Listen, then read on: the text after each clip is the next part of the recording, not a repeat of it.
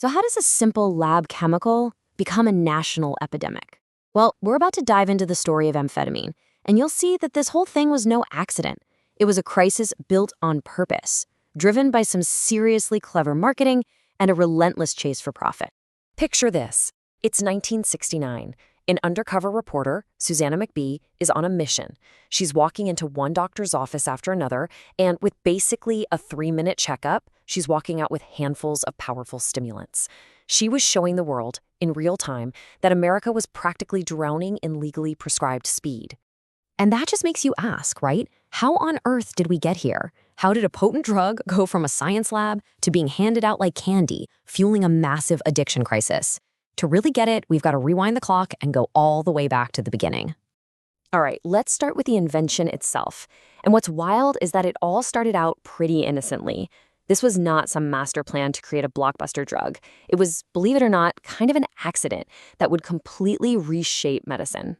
So this chemical gets cooked up in a lab in 1887, and then just sits on a shelf, totally ignored for about 40 years. It wasn't until 1933 that a drug company, Smith, Kline & French, found a use for it. And it was a pretty boring one, a simple, over-the-counter nasal inhaler. But just 4 years later, everything changed when they put it in a pill.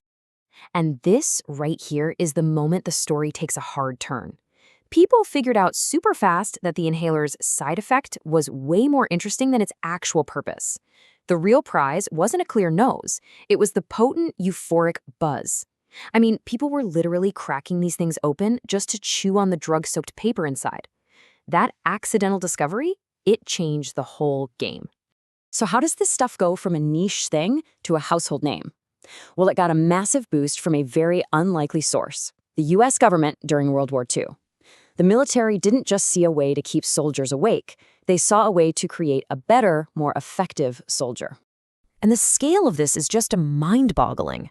By the time the war was over, 16 million Americans had been given amphetamines while they were in the service. Think about that. You've now got an entire generation of men who see these pills not as some dangerous drug, but as a totally normal tool, a little helper you could count on. And let's be crystal clear about why they were handing them out. It wasn't just about staying awake. It was about the psychological edge. It made soldiers feel more confident, more aggressive. It boosted what they called morale. The war was in effect a giant, unintentional marketing campaign that normalized amphetamine as a mood enhancer. So the war ends, and the pharmaceutical companies, they see dollar signs. A huge opportunity. They've got a product that millions of men are already familiar with. Now the big question is, how do you sell it to everybody else? And this, folks, is where the marketing machine kicks into high gear, and an epidemic is born.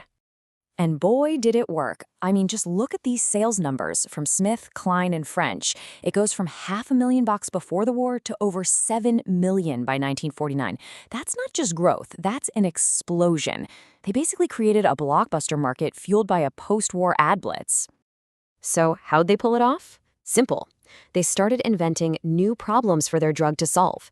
They weren't just selling a pill, they were selling a solution to life. They pushed it to doctors for everything from mild depression to just feeling tired.